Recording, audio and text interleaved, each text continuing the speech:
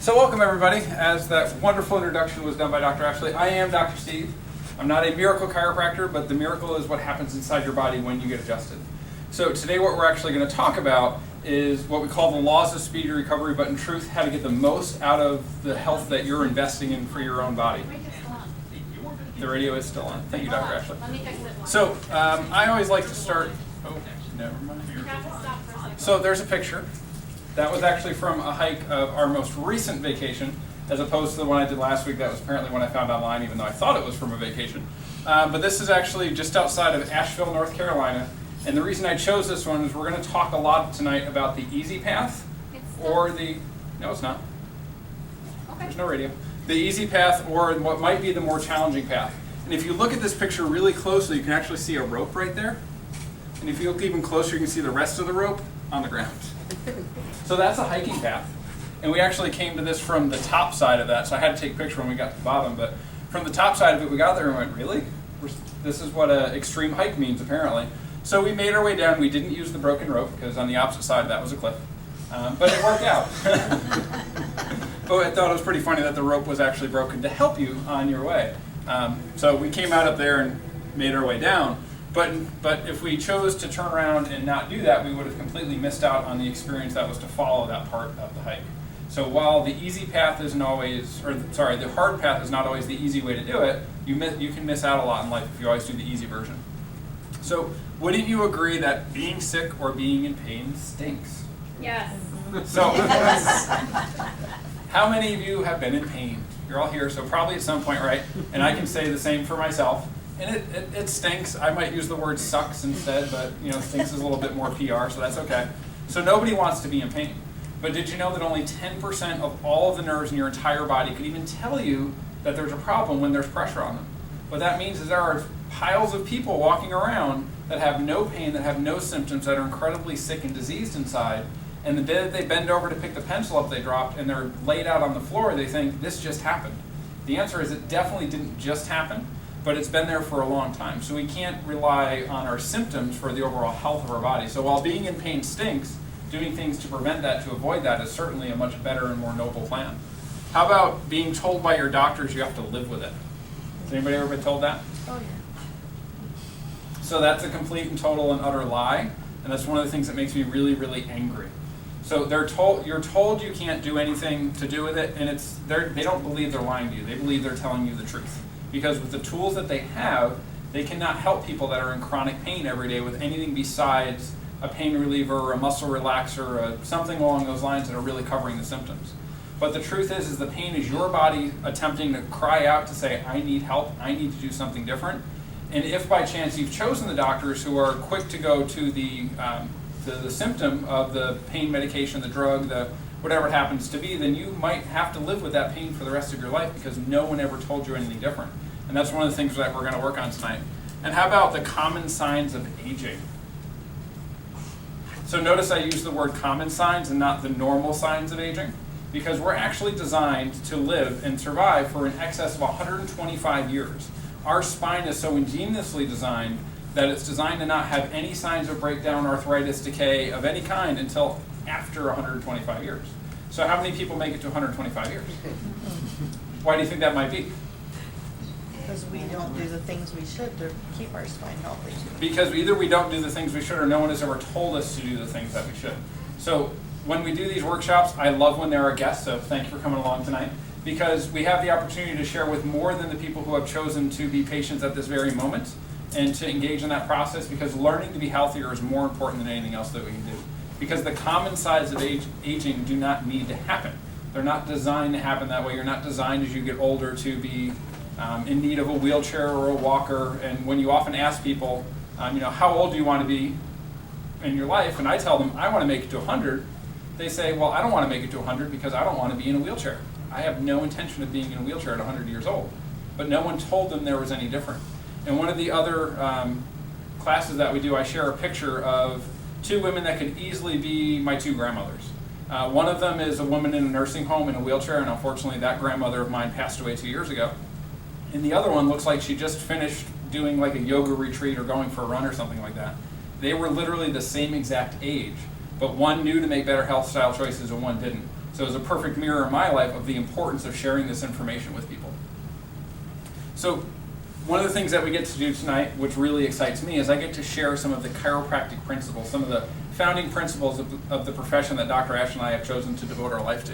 So principle number 4 is life is a truine having 3 necessary united factors of intelligence, force, and matter. And don't worry if you understand what that means, because we're going to talk about it. First couple times I read that, I went, what? I don't know what that means. So your innate is essentially your intelligence. The innate is that inborn ability that comes from the moment that you're conceived that tells your body how to heal, how to grow, how to do everything. And it will always do exactly the right thing. And it's programmed to help you from the first spark, and it's actually programmed to be with you until the last spark. Because it doesn't matter if it's the first spark of life or the last one, there's always the opportunity to be healthier. A quick story that was shared with a chiropractor friend of ours. He unfortunately lost his wife a few years ago, but she was in a coma and nobody knew why. He would go to the hospital every single day and adjust her every single day. The time after she was adjusted, she would come off of all the breathing machines, all the ventilators, everything, because she didn't need it it was originally about 15 to 20 minutes up to 45 minutes to hours after that. And she actually had the opportunity to wake up and share some waking moments with him before ultimately she unfortunately passed away.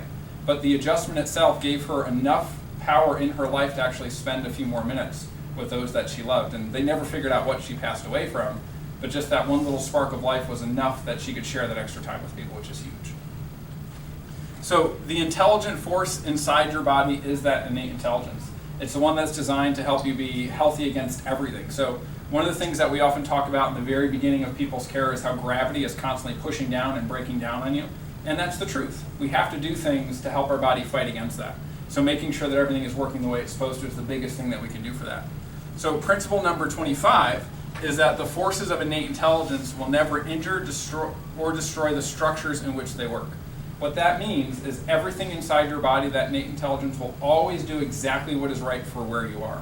So if you've taken that potential easier path and you chose to sit on the couch and order pizzas and have people bring you food instead of making your own food, as opposed to being an active person, exercising, doing more of the right and healthy things, the two innate intelligence are going to be expressed very differently. But they're going to do the best they can with what they have. So the person who sits on the couch and eats fast food every day likely will at some point have a heart attack, unfortunately. The person who is more active won't.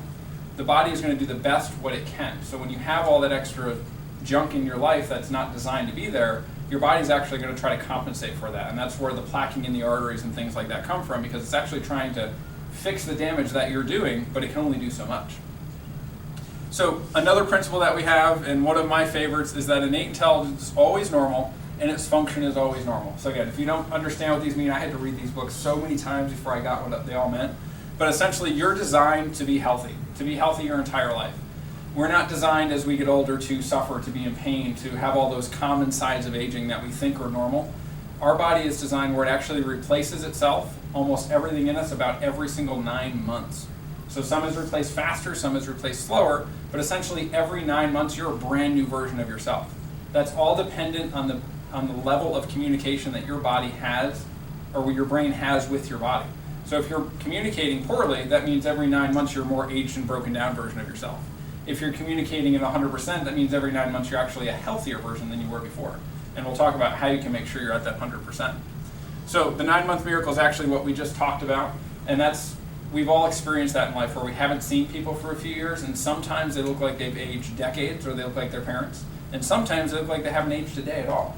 That's all based on how well their body is making new versions of itself, because we're not designed to break down and age rapidly, as unfortunately some people do, because no one ever shared with them that they had a different opportunity. So you have to choose your side. And principle number 17 is, and again, when we talk about these principles, almost every single one of them is not unique to chiropractic, but it is unique to life. So you have the opportunity to choose the more difficult side or the less difficult side. So who would rather sit on the couch than go out and exercise? Right? It's easier to do that. But knowing that that's not healthy for you, who's going to go out and still try to do something and still try to exercise? Hopefully I'm not the only one whose hand goes up. Come on, Dr. Ashley. I know you do. There you go. Because while it's not the easy thing to do, it's the better thing to do.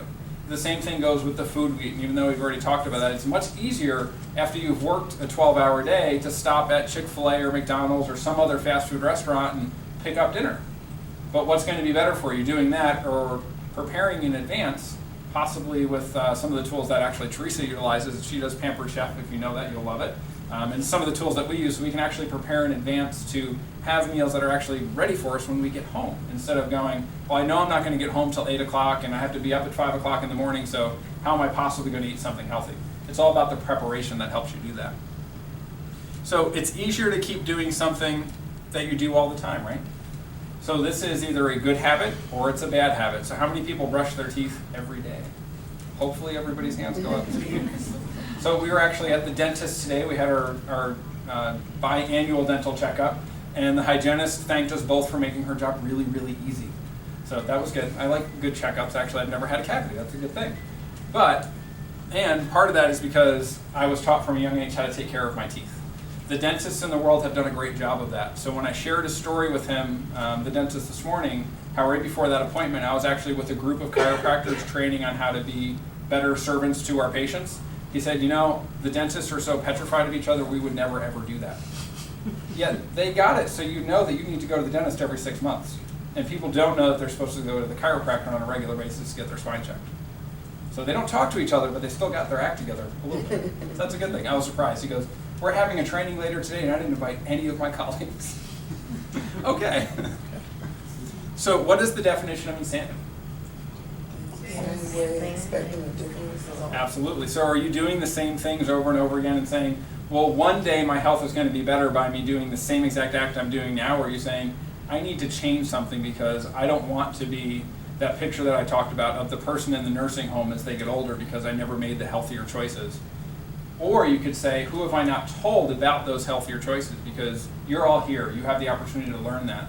There's a lot of people out there who think they have to be in pain every day, that they have to live with it, that they're supposed to, as they age, they're supposed to what we consider age. That's not what's supposed to happen. So sharing that information can actually help break that link too. So getting results means doing something different. And in our office, it means that you have to work for it because, again, the easy side is not always the better side. So there are some things that are a little easier. If you've been exercising, working out on a regular basis, it's much easier to have the motivation to get off the couch and actually do something. Because you'll find yourself saying, I've been sitting here for a long time, I feel like I need to move. Your body actually craves those healthy things. So when you have those healthier habits more often, you'll tend to do it a lot more often. So you have to choose your side. You have the healthy way or the easy way. So one of the things that chiropractic said in the founding of itself is that we do all of our healing from above down, inside out. So you can take that to any level that you want. It can be from that we heal from your brain down through your body or down through your spinal cord and out, or you can go beyond that to the vertical relationships we have. And one of the people here tonight actually is on their way to church in a couple of minutes, so that's a perfect example of that. So one of the things that Dr. Ash and I want to do is not just help reconnect you to your brain, because that's really important, that's the most vital need that we have, but we actually want to reconnect you to what we call your source. And if you believe that there's a greater power than you, then it's that source. Because if you have the opportunity to experience life at a higher level, you're going to be more connected to that source, whatever you happen to believe that it is. So we have to address the cause. And that's exactly what we do here every single day. So for those of you who have recently started care, you've probably heard me say something a little more commonly about how while your symptoms are important, they're not my primary concern. Of course, I don't want anybody to hurt. I don't want them to be sick in life. I don't want them to suffer. But the symptoms are absolutely secondary to finding out what the cause of the problem is. And that's in truth what sets us apart from almost every single other doctor out there and a lot of the other chiropractors out there. Because our goal is to fix the cause. If you're in a lot of pain, we want to help that. But if we never fix the cause, then essentially it's not a whole lot better than taking the drug, taking the medication to try to cover it up, because we're never making the lifestyle changes that we need to actually help you never be back in the situation that you originally came to us for again. Or you can take the easy way. So the easy way is things like masking the problem. So did you know that you can actually have the beginning signs of arthritis and degeneration in your spine for 20 to 30 years before you get your first symptom? And even when you get your first symptom, it's usually there for a couple of days. What do most of us do if we have pain for a few days? Take drugs. We lay out on that couch, right? Is that doing anything to fix anything? Absolutely not. So that's what we consider masking the problem. Or we could go for the quick fix, which is exactly the same thing. And that's what we've been trained to do in our country. Why chiropractic is now the second largest healthcare profession in the Western world. I actually just read an article about that today. I was pretty excited. We're still trained for the quick fix. So when we go to our medical doctors, they want to help us. I have 5 medical doctors in my family. They're really good people. But if their only solution to that pain that you keep having, for that suffering you keep having, is to give you another drug, another narcotic, that's what they're going to do because they're trying to help. Did you know that 70% of the narcotics or the opioids that are taken in America right now are not prescribed? They're given to the person in pain by a friend or family member. And we wonder why we have an opioid addiction problem happening in our country. 70%. There are more opioids in people's houses than there are coffee pots. So how many of you have a coffee pot? When this question was asked, Dr. Ashley said, we have 2. We don't have any opioids, but we have 2 coffee pots. We only use 1, but there's still 2. So there's literally more of those drugs that are causing people to not only get addicted to them, but if you know anything about some of those drug addictions, it destroys people's lives very quickly. Then there are coffee pots. Almost everybody drinks coffee because there's not another solution. And if 70% of those are being given willy-nilly to somebody who might not even be prescribed them, that causes a big problem. It's actually only about 2.5% to 5% of all the opioid narcotics on the market are actually written by a doctor and prescribed. So the problem is not the doctors giving them out, it's everybody just sharing them because they think they're being helpful. If you truly want to be helpful, it's really helping people understand that they need to change the habits that put them there in the first place. So principle number 6 is by far my most favorite chiropractic principle. And it's that there is no process that does not require time. So there was someone who was supposed to be here tonight that actually just started care yesterday, and he said to me, you know what, Doc? I don't know if this is going to work for me. And I said, I get that. If you're going to work for it, it will work for you. He goes, well, what if, in a couple of months I'm not really feeling different, I'm not feeling any better? I said, do you see what your spine looks like? Do you remember what we talked about, how long that's been there? He goes, yeah, I do. It's been there my entire life, and I've had this really bad pain for a couple of months now, but if I don't feel better in a couple weeks, I'm not sure this is right for me. So I was just quiet for a moment. And I said, all right, let's take a look at your x-rays again. So if this has been here, in his case, it was there for close to 30 to 40 years.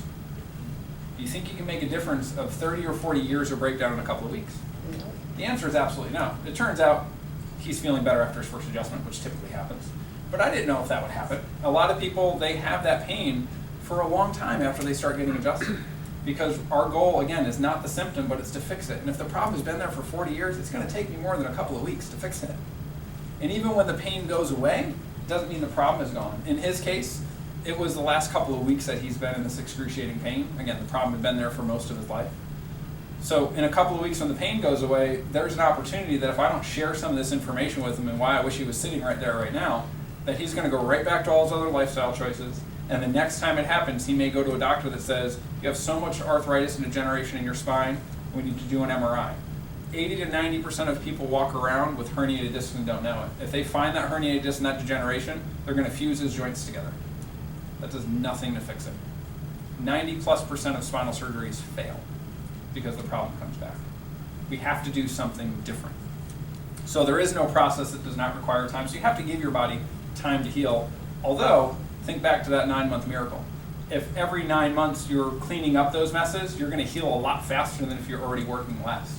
And the way that you can do that is, number one, the subluxations that happen in your spine just from life in general or injuries actually cut a minimum of 60% of your brain's ability to talk to your body.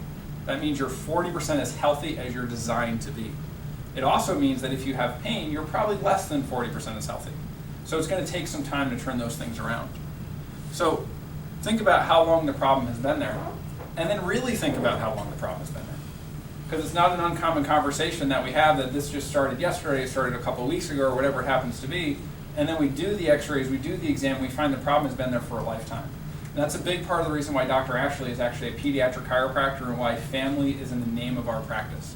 Because if we have the opportunity to take care of people when they're much younger, we don't have to deal with the problems when people come in their 40s, 50s, 60s, or so on, or problems that have been there their entire life, because we can fix it when they're young and when they heal even faster. That makes for a much better world going in the future. Because we're actually looking at a world now where our children are expected to live less time than we are if we stay on the same path. So we have to do something different.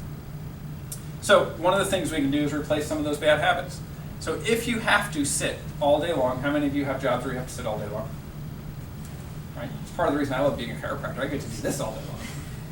If you have to sit, try to sit on an exercise ball. You'll notice Megan, who's our front desk today, is sitting on an exercise ball. She re-got that permission to do that when we were in our upstairs office. She used to bounce around and play around on it, so I had to take that away. Because, if somebody walks in for the first time and they just see somebody just having a good time, they might go, I don't know about this chiropractic thing. So she's back on the exercise ball. She's also expecting, which is awesome. But it's actually healthier for her to sit on an exercise ball than to sit in even the best ergonomic office chair, because you have to engage your core and actually sit properly the entire time. And it's also to take breaks. If you have to sit all day, sitting is by far the worst possible position for your spine. So take a break, a couple minutes every single hour, whether it's going to the water cooler to get water or saying, I need a bathroom break, whatever it is, get up, move around, because when you sit that whole time, there's a reason why people are in pain at the end of their day. And when we lift or bend, we actually have some very specific classes that we talk about this the entire time, of making sure you're doing that correctly. We had someone just share a story. It was actually one of the chiropractors we trained with this morning, who had a patient who chose to discontinue care. And she had come in, she had a really bad curve in her spine where it shouldn't be. She had easily 40 to 50 years of arthritis and breakdown in her spine. And she went to a pottery class where a pottery instructor told her to sit like this the whole time and work on the pottery, because the pottery instructor thinks that's better for her spine. I see some of the faces. We know that's not true. That's actually the worst possible position to put her spine in. But she believed so much in this pottery instructor that she said, you know what, my pain's back, you're not doing anything for me, I'm gone. So our recommendation was actually to reach out to that pottery instructor, because she's doing that for that lady, she's doing it for everybody. And she's not knowingly causing all these issues. So if you're lifting, you're bending, whatever it happens to be, having good solid posture while you're doing it is incredibly important, because it's avoiding a lot of the injuries you could have. Oh, there we go. All right. So when you have acute injuries, what should you do? Something new, something that just happened. Yes. So you should rice it, which essentially, so rice is not actually rice, it's not the stuff you eat, but you rest it, you ice it, you actually put some compression on it, so if you have a sprained ankle, you actually wrap it in ace bandage, and you elevate it, because elevating above your heart reduces that inflammation that happens. So ice is absolutely the right answer, with a couple of extras to make it even better. How about a chronic injury? Let's find out. Well, that depends. Are you insane? Are you going to keep doing the same stuff over and over and over again and expect it to one day not hurt anymore? You have to change the things that you're doing, especially if it's been there for your entire lifetime, or even if it's been there for a few weeks. You have to change it if you want to do something different. And you have to move, because at the core of what we do as chiropractors is restore motion to your body. Motion is absolutely life. Over 95% of the nutrition to your brain comes from a properly moving spine. If you do not have a properly moving spine, it means your brain is being taken away of the nutrition that it should have. And we wonder why when people get older we have all these problems like dementia, forgetfulness, and Alzheimer's, because we have people walking around with spines that are not moving, or possibly been fused by someone who thought they were doing something helpful. And then their brain doesn't get the nutrition it needs. It's like anything else. If you don't give it what it needs, it's going to start to fail. So absolutely get up and move. Do not lay on the couch. It's okay to do it every so often. In fact, I know when I go home tonight, I'm going to sit on the couch for a little while. I've earned it today, but I'm not going to do it the whole time. So also don't go it alone. Dr. Ashley has let me know that I'm running out of time, so I greatly appreciate her share earlier, but we're going to race through some of this. So the masters are your leaders. Who are they? So we talked already today how we got the opportunity to train with some of the other chiropractors in our area, which I would have thought dentists and other doctors would do that, but apparently they don't like each other very much. That's okay.